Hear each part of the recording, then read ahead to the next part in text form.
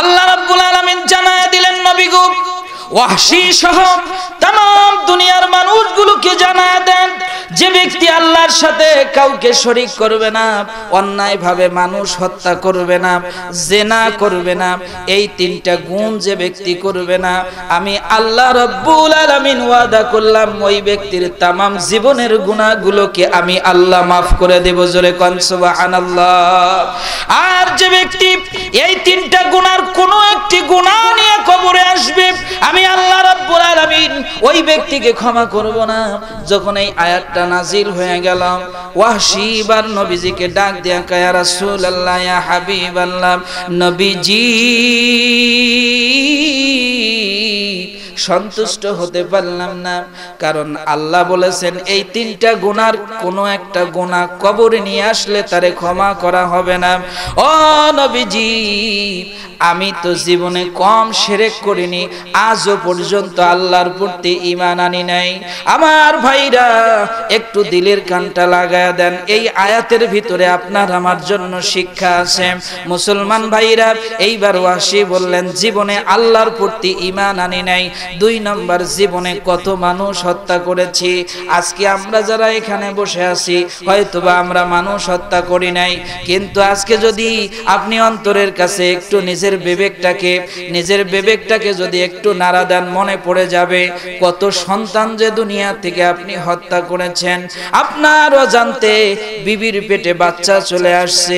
অনেক সময় দেখা যায় অনেক কাপুরুষ সন্তান পরিচালনা করতে পারবে না, এই ভয়ে ওষুধ খাওয়াইয়া সন্তানটারে নষ্ট করে, আছে না নাই?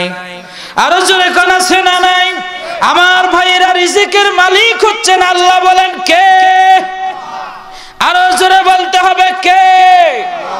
আল্লাহ যদি রিজিকের মালিক হন, তাহলে আপনাকে সন্তানটা, পেটের সন্তানটা হত্যা করার অধিকার কে দিল? কথা কোন ঠিক কিনা? আমার বন্ধু ওয়াহশী যেমন মানুষ হত্যা করার কারণে আল্লাহর কাছে অপরাধী হয়েছিল, আজ যারা আপনার স্ত্রী কিংবা কোন বোনের পেটের সন্তানগুলো আমরা যারা হত্যা করি বা হত্যা করার উৎসাহ দেই, 2টার বেশি নয়, একটা হলে ভালো হয়, এই স্লোগান নিয়ে যারা সামনে অগ্রসর হচ্ছি, আল্লাহর কসম করে বলি একদিন না একদিন আল্লাহর কাঠগড়ায় এজন্য দাঁড়াতে হবে। কথা কোন ঠিক কিনা?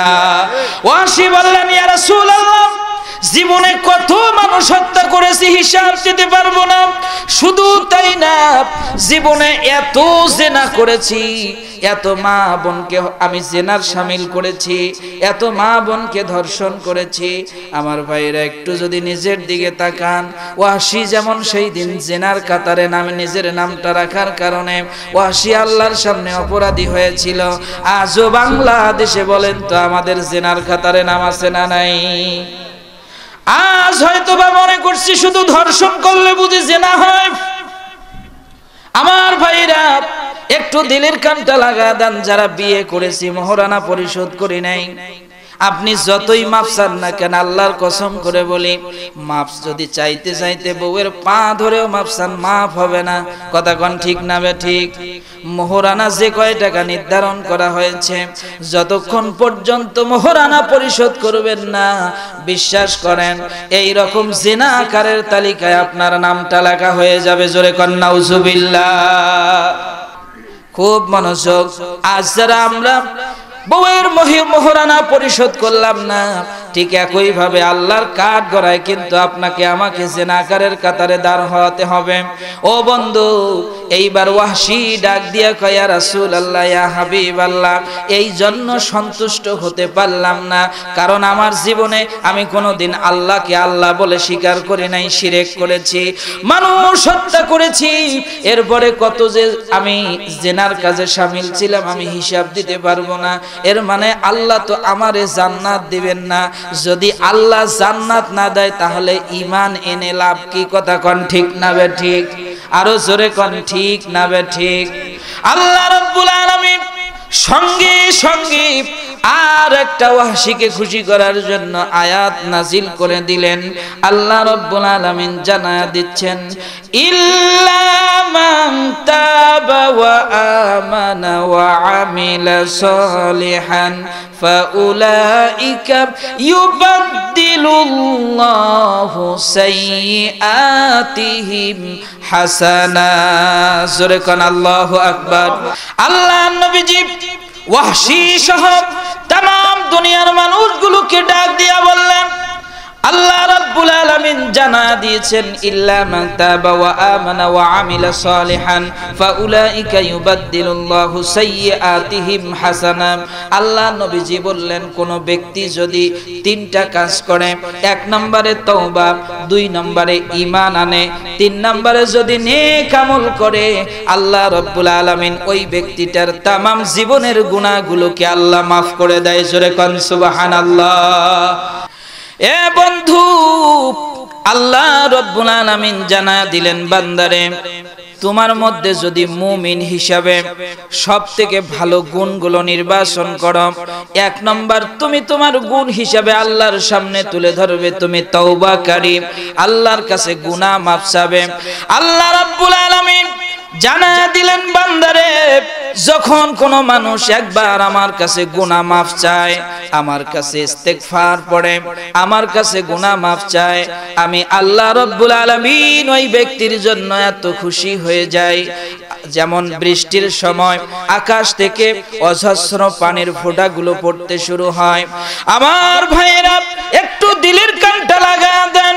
আল্লাহ নবীজি ডাক দিয়া বললেন, আকাশ থেকে যেমন বৃষ্টির ফোঁটাগুলো ঝরঝর করে জমিনে পড়ে আর ধুলোগুলো অনায়াসেই নিমিষেই মাটিতে মিশে যায়, ধুলোগুলো পানির কারণে এক রকমের অস্তিত্বহীন হয়ে যায় আর ধুলো খুঁজে পাওয়া যায় না, ঠিক অমনি ভাবে বান্দা যখন আল্লাহর সামনে একবার তওবা করে, আল্লাহ রাব্বুল আলামিন তার প্রতি বৃষ্টির ধারার মতো রহমতগুলো বর্ষণ করতে থাকে। জোরে কোন সুবহানাল্লাহ। আমার ভাইরা, আল্লাহ রাব্বুল আলামিন রাসূল আকরাম সাল্লাল্লাহু আলাইহি ওয়াসাল্লামকে জানা দিলেন, নবী तमाम দুনিয়ার মানুষগুলোকে জানা দেন, কোন ব্যক্তি যদি ফজরের নামাজের পড়ে, কোন ব্যক্তি যদি ফরজ নামাজের পড়ে তিনবার যদি ইস্তেগফার পড়ে, এটি আমি রাসূল আপনার মাধ্যমে সুন্নত বানায়া দিলাম। কোন ব্যক্তি যদি এক ওয়াক্ত নামাজের পরে যদি তিনবার ইস্তেগফার পড়ে, আমি আল্লাহর কাছে ইস্তেগফারটা এত দামি হয়ে যায়, এক ওয়াক্ত থেকে আর এক ওয়াক্তের মাঝখানের গুনাহগুলো তার কাফারা বানায়া দেই। জোরে কোন সুবহানাল্লাহ। আমার ভাইয়েরা, এজন্য যে ব্যক্তি বেশি বেশি করে ইস্তেগফার পড়বে, আল্লাহর কাছে বেশি বেশি করে ক্ষমা চাইবে, আওয়াজ দিয়া বলেন তো ওই ব্যক্তিকে যিনি ভালোবাসেন তিনি কে? আর একটা আওয়াজ দিয়া বলেন তিনি কে? জীবনে কত গুনাহ করেছি, নিজের জানতে গুনাহ করেছি, অজান্তে গুনাহ করেছি, ইচ্ছায় গুনাহ করেছি, অনিচ্ছায় গুনাহ করেছি। আজ যদি আমি maaf করে নিতে না পারি, আল্লাহর নবীজির কাছে একজন ফেরেশতা আসলেন। আল্লাহর নবীজি সেই সময় মিম্বারে বসা। ও বন্ধু, আল্লাহর নবীজি একবার মিম্বারে বসে বললেন আল্লাহুম্মা আমিন, আবার বললেন আল্লাহুম্মা আমিন, আবার বললেন আল্লাহুম্মা আমিন, তিনবার বললেন। নামাজ শেষ হয়ে গেল। আল্লাহর নবীজিকে সাহাবারা আরজ করলেন, ইয়া রাসূলুল্লাহ, ইয়া হাবিবাল্লাহ, এ তো পূর্বে তো আর কোনোদিন আপনাকে এই অবস্থাতে কখনো আল্লাহুম্মা আমিন বলা শুনিনি। আল্লাহর নবীজি জবাবে বললেন, আমার কাছে একজন ফেরেশতা এসেছিল, প্রথম একটা কথা বলল, আমি বললাম আল্লাহুম্মা আমিন। সাহাবারা আরজ করলেন, ইয়া রাসূলুল্লাহ, ইয়া হাবিবাল্লাহ, কথাটা কি? আল্লাহর নবীজি বললেন, যে ব্যক্তি রমজান মাস পেল কিন্তু তার জীবনের গুনাহগুলো maaf করে নিতে পারল না, ওই ব্যক্তি ধ্বংস হয়ে যাক। আর ফেরেশতার কথা অনুযায়ী আমি রাসূল জবান খুলে সাক্ষ্য দিয়েছিলাম আল্লাহুম্মা আমিন। ও মুসলমান ভাইরা, আল্লাহ রাব্বুল আলামিন আপনি আমি কতটুকুন গুনাহ করেছি। আল্লাহ রাব্বুল আলামিন আপনার আমার থেকেও বড় বড় গুনাহগারওয়ালা কেউ ক্ষমা করে দিয়েছেন। ছোট্ট একটা রাসূলের যুগের ইতিহাস মনে পড়ল। আমার ভাইরা, আল্লাহ নবীজি আজ থেকে ১৫০০ বছর আগে আল্লাহ নবীজি যখন মক্কা বিজয় করলেন, মক্কা বিজয় করার পরে আল্লাহর নবীজি যখন মক্কায় আসন গ্রহণ করলেন, আমার বন্ধু আল্লাহর নবীজি আসন গ্রহণ করার পরে এক পর্যায়ে যারা সেই সময় মক্কা বিজয় করতে গিয়ে শহীদ হয়েছিল সকলের লাশগুলো সামনে আনা হলো। তখন পর্যন্ত আল্লাহর নবীজি তখন পর্যন্ত লাশগুলো দেখতেছিলেন আর ঘোষণা দিলেন, এই লাশগুলো একত্রিত করো আর জানাজা পড়া এদেরকে দাফন করে দাও। একজন সাহাবা এসে বললেন, ইয়া রাসূলুল্লাহ, ইয়া হাবিবাল্লাহ, একটা লাশ পেয়েছি, যে লাশটার হাত কাটা পা কাটা। নবীজি এই লাশটা এমন বিশ্রী অবস্থা। এই লাশটার কথা যখন রাসূল শুনলেন, চলে গেলেন লাশের কাছে, তাকায়া দেখলেন এই লাশটা অন্য কারো নয়, আল্লাহর নবীজির আপন চাচা আমির হামজা রাদিয়াল্লাহু তাআলা আনহুর। জোরে কোন আল্লাহু আকবার। আমার ভাইরা, আল্লাহর নবীজির আপন চাচাকে সামনে দেখে এ বন্ধু, আল্লাহ নবীজির আপন চাচা আমির হামজা কি রকম অবস্থা দেখে রাসূল সাল্লাল্লাহু আলাইহি ওয়াসাল্লাম চোখের পানি ধরে রাখতে পারলেন না। চোখ বেয়ে বেয়ে পানিগুলো ঝরঝর করে পড়ে পড়ে দাড়ি মোবারক ভিজে ভিজে এক পর্যায়ে বুকটা ভেজে যাচ্ছে। আল্লাহর নবীজি বললেন, আমির হামজা আমার চাচা আল্লাহর দ্বীন প্রতিষ্ঠার জন্য জীবন দিয়েছে, আমি সম্মান প্রদর্শন করতে চাই। ও সাহাবারা, আমার চাচা আমির হামজা এই কাটা অংশগুলো খুঁজে নিয়ে আসো। খুঁজতে খুঁজতে দেখা গেল গোটা শরীরের তামাম অংশগুলো খুঁজে পাওয়া গেল না। কোন বর্ণনা আসছে শরীরটাকে কেটে কেটে ৭০টা অংশ করা হয়েছে। কোন বর্ণনায় আসছে চাকা চাকা করে ১০০ ভাগে ভাগ করে আবার বিভিন্ন জায়গায় ছেটে দিয়েছে। মুফাসসিরিনে কেরাম বর্ণনা করেন পুরুষ লিঙ্গটারে কমপক্ষে ১০টা টুকরা করে বিভিন্ন জায়গায় ফেলে দেয়া হয়েছে। আল্লাহর নবীজি এই চিত্র দেখে নিজের চাদর বাহির করে কাটা লাশটা জোড়া লাগানোর পরে চাদরটা উপরের দিকে ফেলায়া দিলেন। চাদরটা একটু শর্ট হওয়ার কারণে কিছু জায়গাগুলো খোলা পড়েছিল। আল্লাহর নবীজি যার হাতে লালিত পালিত হয়েছেন, আপন চাচা আমির হামজা এরকম দেখে মনটা মানল না। ডাক দিয়ে কয়, সাহাবারা যাও কিছু পাতা নিয়ে আসো। গাছের পাতা নিয়ে আসা হলো।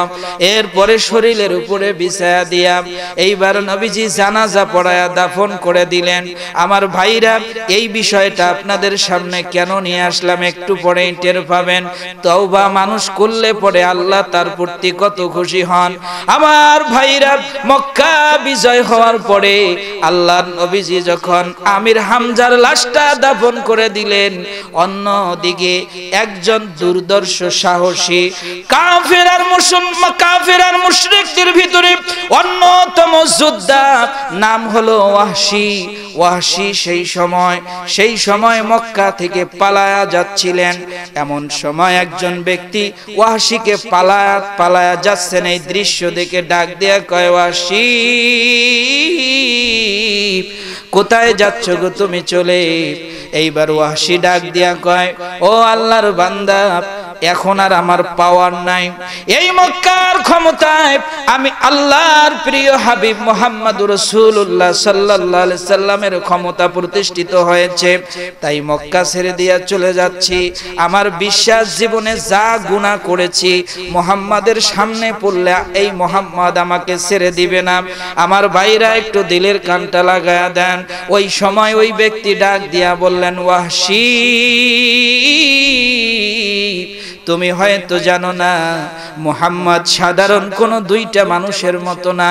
মুহাম্মদ হচ্ছেন রাহমাতুল লিল আলামিন, যার ব্যাপারে আল্লাহ রাব্বুল আলামিন বলেছেন, ওয়া মা আরসালনাকা ইল্লা রাহমাতুল লিল আলামিন। আমার ভাইরা, ওয়াহশী এবার চিন্তা করলেন, মক্কার হৃদয়ের শহর, এটা তো ছেড়েও যেতে চাচ্ছি না, দেখি তো চেষ্টা করে কোনো অবস্থাতে মুহাম্মাদের কাছে যেতে পারে কিনা। আমার ভাইরা একটু দিলের কানটা লাগায় দেন। ও বন্ধু, এইবার ওয়াহশী রাতের বেলা অন্ধকারে চলে গেলেন আল্লাহর নবীজির সামনে। যাওয়ার পরে আল্লাহর নবীজির সামনে যখন চলে গেলেন, আল্লাহর নবীজি ওয়াহশীকে দেখে বললেন, তুমি না ওয়াহশী? বলল, জি ইয়া রাসূলুল্লাহ, আমি হলাম ওয়াহশী। ও নবীজি, আমি আপনার কাছে এসেছি। আল্লাহর নবীজি বললেন, কেন এসেছো? এইবার ওয়াহশী ডাক দিয়ে কয়, আমি আল্লাহর নবীজি মুহাম্মদুর রাসূলুল্লাহ সাল্লাল্লাহু আলাইহি ওয়াসাল্লাম, আপনি হয়তো জানেন না, আপনার প্রিয় চাচা আমির হামজাকে আমি দুনিয়া থেকে শহীদ করে দিয়েছি জেহালাতের কারণে। ও আল্লাহর নবী, আমার হাত দিয়ে টুকরা টুকরা করে কেটে ফেলেছি, ৭০টা টুকরা করেছি। ও আল্লাহর হাবিব, শুধু ৭০টা টুকরাই করে ক্ষান্ত হয়নি, তার নাক কেটে দিয়েছি, কান কেটে কেটে ওই কান কাটার নাকের গোশত গুলো দিয়ে, ইয়া রাসূলুল্লাহ, ইয়া হাবিবাল্লাহ, আবু জেহেলের স্ত্রী এই কান কাটা নাক কাটা গোশতগুলো একটার পর একটা সেলাই করে করে গলার মালা বানায়া তামাম শহরে উল্লাস করতেছিল। ইয়া রাসূলুল্লাহ, আমি যখন আপনার চাচাকে সামনে পেলাম, এমন জোরে তরবারি দিয়া পিছন দিক থেকে আঘাত করেছিলাম, দ্বিখণ্ডিত হয়েছিলাম। ইয়া রাসূলুল্লাহ, ওখানেই স্পটে ইন্তেকাল করলো। তার কলজাটা ফেরে, কলিজা থেকে তার কলজাটা, বুকটা ফেরে কলিজাটা বাহির করে আবু জেহেলের স্ত্রী হেন্দার হাতে তুলে দিয়েছিলাম। আমার সামনে হেন্দা ওই কাঁচা কলিজাটা চাবিয়ে চাবিয়ে খেয়েছিল। ইয়া রাসূলুল্লাহ, ইয়া হাবিবাল্লাহ, আমার ভয় হচ্ছিল আপনি কি আমার এত বড় অপরাধ ক্ষমা করে দিবেন। তবে আপনার সামনে আসার পিছনে আমার কারণ হচ্ছে, আল্লাহকে সাক্ষী রেখে, আপনার আল্লাহকে সাক্ষী রেখে বলছি, আজকে যদি আপনি আমাকে ক্ষমা করে দেন, ওয়াল্লাহি আল্লাহর কসম করে বলছি, আজকে আমি ঈমান গ্রহণ করব। জোরে কোন সুবহানাল্লাহ। আমার ভাইরা, এক পর্যায়ে আল্লাহ নবীজি যখন ঈমান আনার কথা বলেছিল, একটা মুহূর্ত দেরি করেন নাই, সঙ্গে সঙ্গে ওয়াহশীকে ডেকে বললেন, ওয়াহশী, যাও, তোমাকে আমি ক্ষমা করে দিলাম। এইবার ওয়াহশী ডাক দিয়া কয়, ইয়া রাসূলুল্লাহ, ইয়া হাবিবাল্লাহ, আপনার সামনে যখন ওয়াদা করেছি ঈমান আনবো, কিন্তু আমার একটা শর্ত আছে। আপনি ক্ষমা করেছেন, এটা আপনার জবান থেকে শুনেছি, কিন্তু আপনার আল্লাহ যার প্রতি ঈমান আনতে যাচ্ছি, উনি আমাকে ক্ষমা করবেন কিনা, এইটা ওনার জবান থেকে আমাকে নিশ্চয়তা দিতে হবে। জোরে কোন সুবহানাল্লাহ।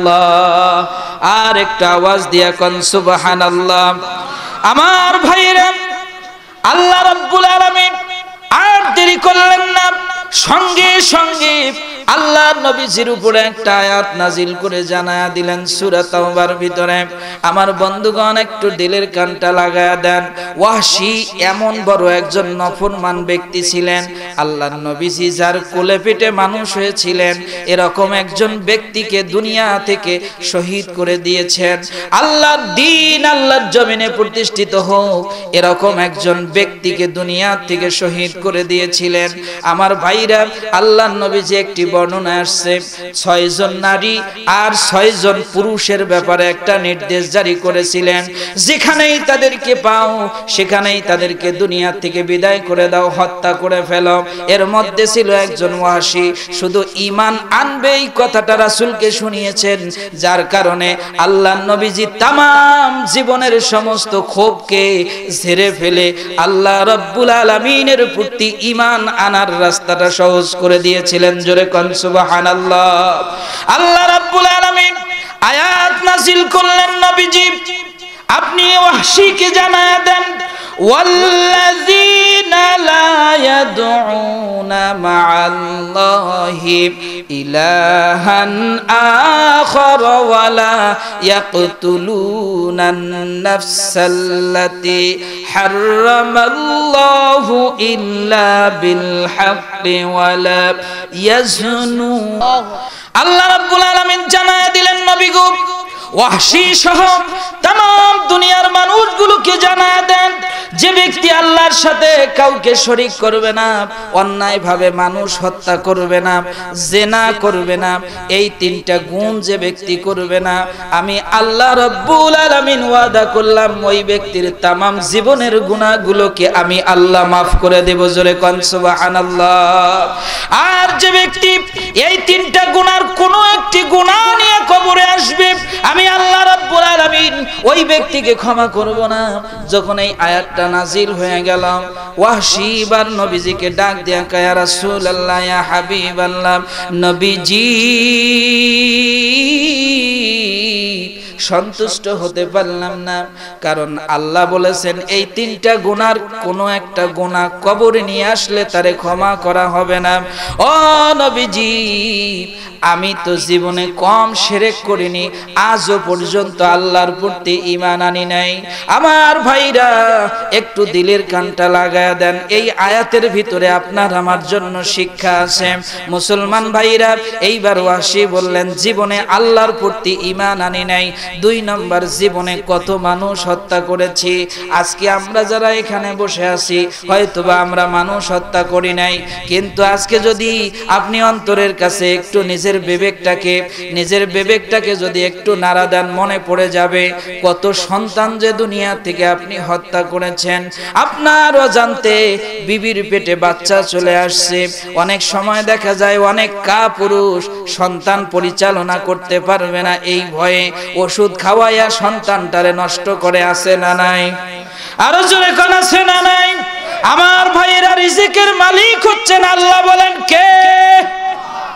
আরো জোরে বলতে হবে কে? আল্লাহ যদি রিজিকের মালিক হন, তাহলে আপনাকে সন্তানটা, পেটের সন্তানটা হত্যা করার অধিকার কে দিল? কথা কোন ঠিক কিনা?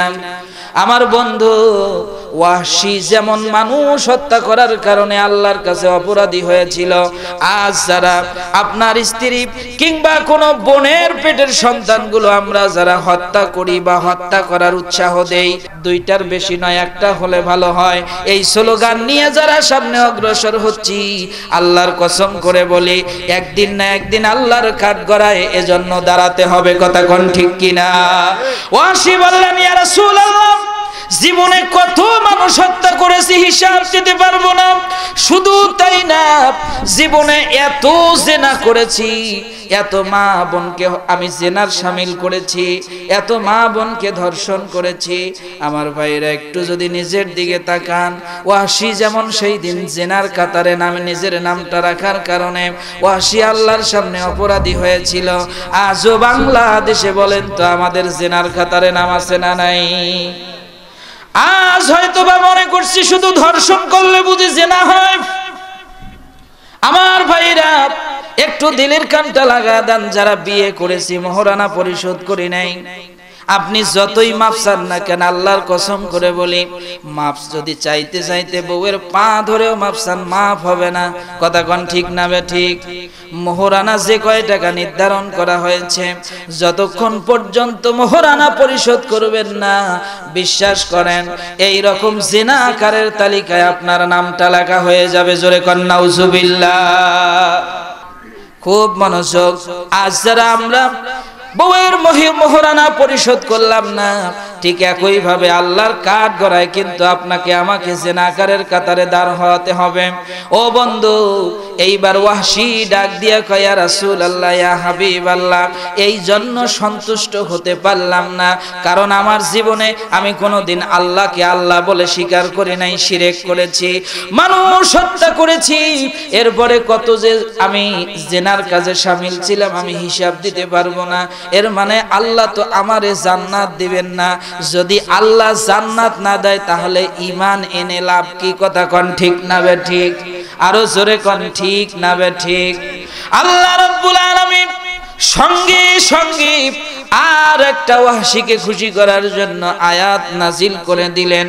আল্লাহ রাব্বুল আলামিন জানায়া দিচ্ছেন, ইল্লা মান তাবা ওয়া আমানা ওয়া আমিলা সলিহান ফাউলাইকা ইউবাদদিলুল্লাহু সাইয়্যাতিহিম হাসানাত। জোরে কোন আল্লাহু আকবার। আল্লাহ নবীজি ওয়াহশী সহ तमाम দুনিয়ার মানুষগুলোকে ডাক দিয়া বললেন, আল্লাহ রাব্বুল আলামিন জানা দিয়েছেন, ইল্লা মান তাবা ওয়া আমানা ওয়া আমিলা সলিহান ফাউলাইকা ইউবাদদিলুল্লাহু সাইয়্যাতিহিম হাসানাত। আল্লাহ নবীজি বললেন, কোন ব্যক্তি যদি তিনটা কাজ করে, এক নম্বরে তওবা, দুই নম্বরে ঈমান আনে, তিন নম্বরে যদি নেক আমল করে, আল্লাহ রাব্বুল আলামিন ওই ব্যক্তিটার तमाम জীবনের গুনাহগুলোকে আল্লাহ maaf করে দেয়। জোরে কোন সুবহানাল্লাহ। আওয়াজ দিয়া কোন সুবহানাল্লাহ। আমার ভাইরা, আল্লাহ রাব্বুল আলামিন শুধু এতটুকুন বলে ক্ষান্ত হলেন না। আল্লাহ তাআলা ডাক দিয়া বললেন, বান্দারে তোমার तमाम জীবনের গুনাহগুলো শুধু maaf করে দেব না, বরং तमाम জীবনের গুনাহগুলো তো maaf করে দিবই দিব। আমি আল্লাহ রাব্বুল আলামিন ওই গুনার জায়গাগুলো নেকি দ্বারা আমি আল্লাহ পূর্ণ করে দেব। জোরে কোন সুবহানাল্লাহ। আমার ভাইরা, এবার ওয়াহশী মাথাটা নিচু করে দাঁড়ায় আছেন। আল্লাহর নবীজি ডাক দেখায়, ওয়াহশী এবার তো তোমার খুশি হওয়ার কথা, আল্লাহ চমৎকার একটা আয়াত নাজিল করে দিয়েছেন। ওয়াহশী ডাক দিয়া কয়, ইয়া রাসূলুল্লাহ, না আমি তো ঈমান আনবো, কিন্তু লাভ ছাড়া তো আর ঈমান আনতে পারি না। আল্লাহর নবীজি ডাক দিয়া কয়, ওয়াহশী এখানে লাভ তো তোমার এই সবটা। আল্লাহর নবীজির সামনে ওয়াহশী ডাক দিয়া কয়, ইয়া রাসূলুল্লাহ, তওবা করব এটা স্বীকার করলাম, ঈমান আনবো এটাও আমি স্বীকার করলাম, কিন্তু আল্লাহ যে কথাটা বলেছেন আমলে সালেহ, ভালো ভালো কাজ করতে পারবে, করতে হবে।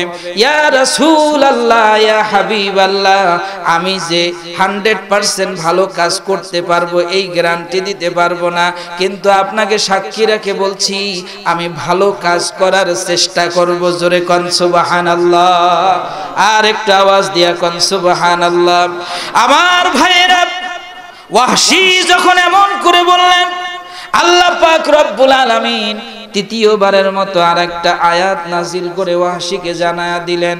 আল্লাহ রাব্বুল আলামিন কোরআনুল কারীমের ভিতরে জানায়া দিলেন, ইন্নাল্লাহা লা ইয়াগফিরু আন ইউশরাকা বিহি ওয়া ইয়াগফিরু মা দুনা যালিকা লিমান ইয়াশা ওয়াল্লাহু ওয়া মান ইউশরিক বিল্লাহি ফাকাদ ইফতারা ইসমান আযীম।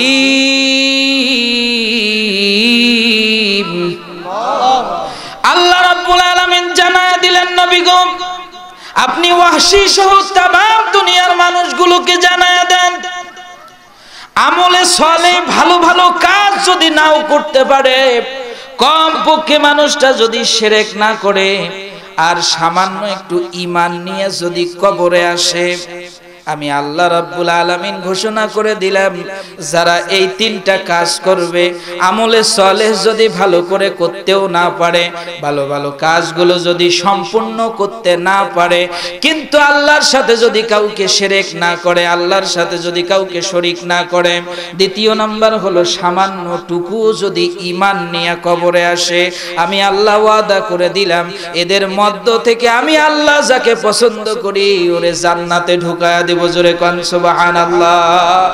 ওয়াহশী এবার বললেন, ইয়া রাসূলুল্লাহ, ইয়া হাবিবাল্লাহ, আমি সন্তুষ্ট হতে পারলাম না। আল্লাহর নবীজি বললেন, এ ওয়াহশী তুমি কেন সন্তুষ্ট হলা না? এইবার ওয়াহশী ডাক দিয়া কয়, ইয়া রাসূলুল্লাহ, ইয়া হাবিবাল্লাহ, নবীজি আল্লাহ এত সুন্দর কথা বলার মধ্য দিয়ে লিমান ইয়াশা ব্যবহার করেছে, এর মানে যাকে ইচ্ছা তাকে জান্নাত দেবে, যাকে ইচ্ছা তারে জান্নাত দিবে না। আল্লাহ যদি আমার উপর ইচ্ছা পোষণ না করেন তাহলে ঈমান এনে লাভ কি? কথা কোন ঠিক না বে ঠিক? আর একটু আওয়াজ দিয়ে কোন ঠিক না বে ঠিক? আমার ভাইরা, আল্লাহ রাব্বুল আলামিন এবার সূরা আয়াত নাযিল করে দিলেন, কুল ইয়া ইবাদিয়াল্লাযীনা আসরাফু আলা আনফুসিহিম লা তাকনাতু মির রাহমাতিল্লাহ।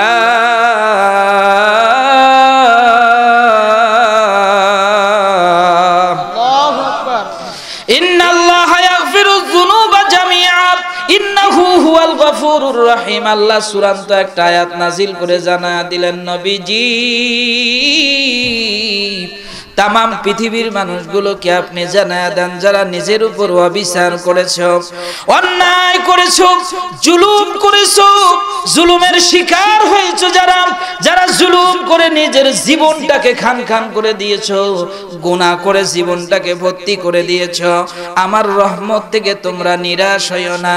তোমরা যদি আমার রহমতের ভান্ডারের দিকে তাকাও, নামাজে দাঁড়িয়ে যাও, সিজদায় যাও, সিজদায় গিয়া যদি এক ফোঁটা চোখের পানি ফেলাও, বান্দা আমি আল্লাহ এমন রহমান এমন রহিম, আমি আল্লাহ রব্বুল আলামিন তোমাদের তামাম জীবনের গুনাহগুলো মাফ করে দেব। জোরে কোন সুবহানাল্লাহ। আমার ভাইরা একটু দিলের কানটা লাগায়া দেন। সাহাবারা আরজ করলেন, ইয়া রাসূলুল্লাহ, ইয়া হাবিবাল্লাহ, তাহলে আমাদের করণীয় কি? আল্লাহর রহমত থেকে তো নিরাশ হওয়ার জন্য আল্লাহ নাজিল করে দিলেন, আমরা রহমত থেকে নিরাশ হই না, কিন্তু আমাদের করণীয় কি? ওয়াহশী ডাক দিয়া কয়, নবীজি তাহলে আমাদের করণীয় কি? আল্লাহর নবীজি ডাক দিয়া বললেন, তুমি যদি তওবা করো আর আল্লাহর কাছে যদি আল্লাহর রহমত থেকে যদি নিরাশ হয়ে না যাও, আল্লাহ তোমার তামাম জীবনের গুনাহগুলো মাফ করে দিবেন, গ্রান্টেড আল্লাহ। ওয়াহশী ডাক দিয়া কয়, ইয়া রাসূলুল্লাহ, ইয়া হাবিবাল্লাহ, এই যদি আপনার আল্লাহর কথা হয় তাহলে আমি ওয়াহশীকে কালেমা পড়ায়া নেন, লা ইলাহা ইল্লাল্লাহ মুহাম্মাদুর। আমার ভাইরা একটু দিলের কানটা লাগায়া দেন মুসলমান। ওয়াহশী ডাক দিয়া বললেন, ইয়া রাসূলুল্লাহ, ইয়া হাবিবাল্লাহ, নবীজি তওবা তো পড়ব ঠিক আছে, কিন্তু তওবা পড়ার তো কৌশল জানি না। আল্লাহর নবীজি বললেন, তুমি তওবায়ে নাসুহা এতক্ষণ ধরে যা আলোচনা করেছিলাম, একমাত্র আল্লাহর কাছে মাথা নত করব, তওবা করব, এই জন্য উদ্বুদ্ধ দিয়ে আল্লাহ কিছু কথা বলেছেন, এই কথাগুলো শিখালাম, শোনালাম।